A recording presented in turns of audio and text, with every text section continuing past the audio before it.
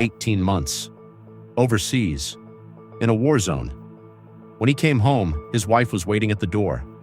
And in her arms was a 14-month-old baby. He smiled. He held them both. But that night, in the silence, he did the math. And the math didn't add up.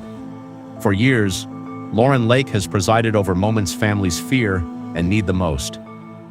Calm presence. Firm voice. In her courtroom, truth doesn't entertain. It decides. And today, a man who survived a war would face something far more dangerous. The truth about the family he came home to. The courtroom was quiet. Marcus Webb sat on the left side of the room. Straight back. Jaw tight. Eyes forward. Still wore his posture like a uniform. His wife Diane sat across from him. She wouldn't look up. And between them, on the judge's table, one sealed envelope. The judge looked at Marcus. "Mr. Webb, you've petitioned this court for a paternity test regarding your 3-year-old son, Caleb. You're currently married to the respondent, Diane Webb. Can you tell the court why we're here today?" Marcus took a breath. "I was deployed overseas for 18 months. Left in January. Came back the following July. When I came home, my wife had a 14-month-old baby." He paused. "Caleb was born in September. 8 months after I left." The courtroom stirred. The judge held up a hand. "And what did your wife tell you when you returned?" "She said it was an early birth. 6 weeks premature. She said the stress of me being gone, the worry, she said it caused early labor." "Did you believe her?" Marcus's jaw tightened. "I wanted to. I'd been in a war zone for 18 months. I'd seen things I can't talk about in this room. When I came home and saw my wife and a baby, I just wanted it to be real. I wanted it to be mine. So I chose to believe her." "But something changed," the judge said. "Yes, ma'am. 3 years of watching that boy. 3 years of loving him. And 3 years of a feeling I couldn't shake." He looked down. "Caleb doesn't look like me. Doesn't look like my side of the family at all. And about 6 months ago, my brother said something at a family dinner. He thought it was a joke. He said, 'Where does this kid get his eyes from?' And everyone laughed. But I didn't sleep that night." The judge turned to Diane. "Mrs. Webb, you've heard what your husband said. Before we go any further, is there anything you want to tell this court?" Diane finally looked up. Her eyes were red. Her hands were folded so tight her knuckles were white. "I love my husband. And I love Caleb. And I know I made a mistake." The courtroom went cold. Marcus didn't move. "Mrs. Webb," the judge said carefully, "can you be more specific?" Diane's voice was barely above a whisper. "When Marcus left for deployment, I was scared. I'd been scared every deployment, but this one was different. The news was bad. There were casualties in his unit. I was getting calls from other wives who'd lost their husbands." Her voice cracked. "I thought I was going to lose him. I thought he wasn't coming back. And?" The judge pressed, gently but firmly. "And there was someone, a man I'd known for years, a neighbor. He was there when I was falling apart. He was kind. He was present. And I was alone and terrified." She closed her eyes. "It only happened a few times. And when I found out I was pregnant, I told myself it was Marcus's. I told myself the timing was possible. I convinced myself." "Was the timing possible?" the judge asked. Silence. "Mrs. Webb, was it biologically possible for your husband to be Caleb's father?" Diane shook her head slowly. "No, it wasn't." A woman in the audience gasped. Someone whispered. The judge raised her hand for silence. Marcus was still. Completely still. Like a man who'd been hit but hadn't fallen yet. "Mr. Webb," the judge said softly, "are you okay to continue?" "Yes, ma'am," he said. His voice was flat, controlled, military. "How are you feeling right now?" "I've been in firefights, Your Honor. I've had worse." He stopped, swallowed. "Actually, no, I haven't." The judge gave him a moment. Then, "Mrs. Webb, who is this neighbor? Is he here today?" Diane nodded. "His name is Kevin Stahl. He's in the back." Heads turned. A man in the back row stood slowly, late 30s, uncomfortable in a dress shirt. He sat back down when the judge acknowledged him. "Mr. Stahl, you'll be asked to testify shortly," the judge said. Then she turned back to Diane. "Mrs. Webb, did Mr. Stahl know you were pregnant?" "Yes." "Did he know the child might be his?" "Yes." "And what was his response?" Diane hesitated. "He said he'd support whatever I decided. But he said it was my choice. And I chose Marcus." "You chose the lie," the judge said. Not unkindly, but clearly. Diane flinched. "I chose my family, by building it on a foundation that wasn't true." Diane didn't answer. The judge looked at Marcus. "Mr. Webb, you said you've been raising Caleb for 3 years. You love this boy?" "Yes, ma'am. More than anything. And if this test comes back and he's not biologically yours, what happens?" Marcus's voice broke for the first time. "Just slightly. I don't know. That's the honest answer. I don't know. Because you love him. Because I love him. And I'm furious at the same time. And I don't know how to hold both of those things." The judge nodded slowly.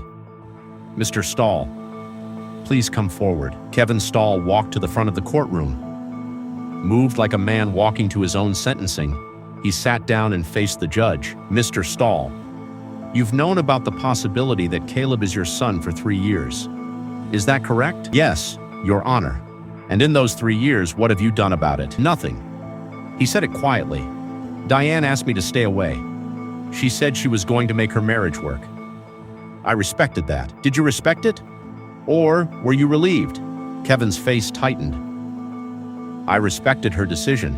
Do you want to be a father to this child if the test confirms you're his biological father?" Kevin looked at Marcus. Then back at the judge. "I want to do the right thing." "That's not what I asked." Kevin swallowed. "Yes.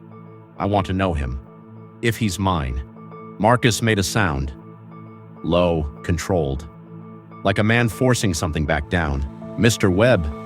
The judge turned to him. "You heard that. Do you have a response?" 3 years, Marcus said.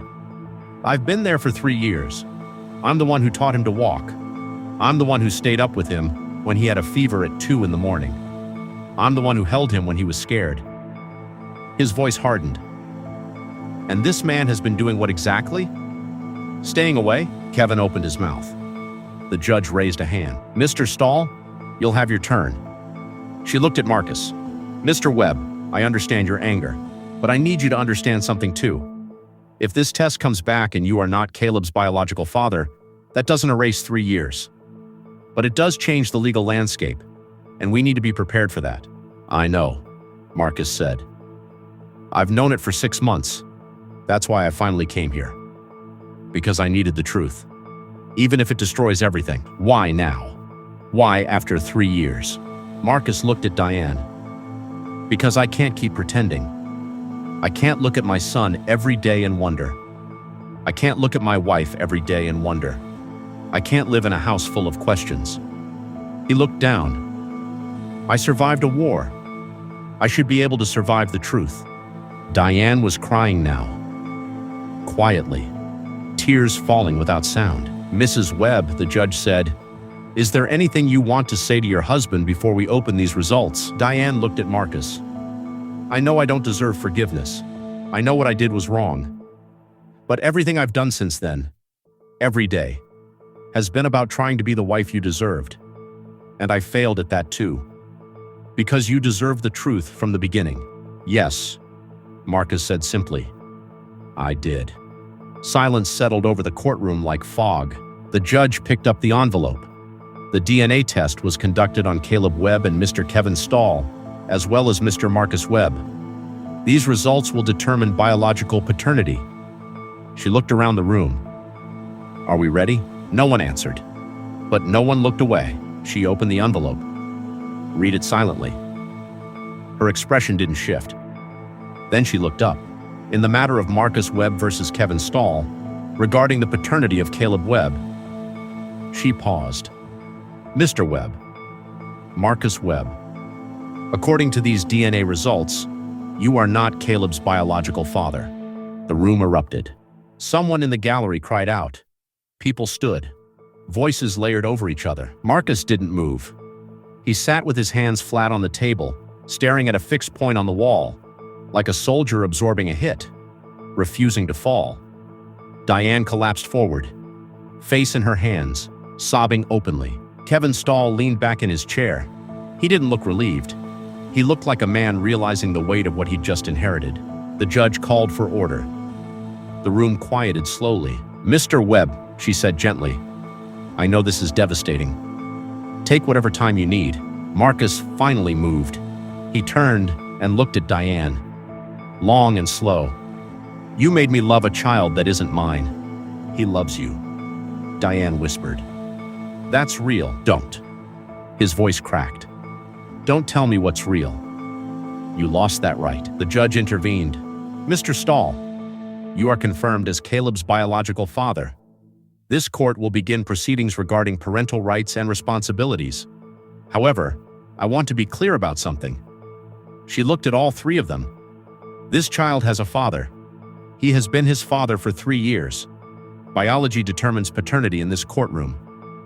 But love determines family. And this court will take both into consideration." She looked at Marcus. "Mr. Webb, you have rights here too. You have raised this child. That is not nothing. That is not erased." Marcus stood slowly. "Can I ask one thing?" The judge nodded. "Caleb. What do I tell Caleb?" No one had an answer. The judge spoke carefully. "You tell him the truth, when he's ready, in a way he can understand. You tell him that there are people in this world who love him so much that they fought over him in a courtroom." She paused. "And that's the most honest thing any of you can give him right now." Marcus nodded once. Then he picked up his jacket from the chair and walked out. Diane watched him go. She didn't call after him. She knew better. Kevin sat alone at the table. A father, for the first time. Whether he was ready or not. In the weeks that followed, Marcus filed for divorce. Kevin began the process of establishing parental rights. And Caleb, 3 years old and blissfully unaware, kept asking when his daddy was coming home. For years, Lauren Lake has presided over moments families fear and need the most. But some cases stay with you. Some truths are too heavy to put down.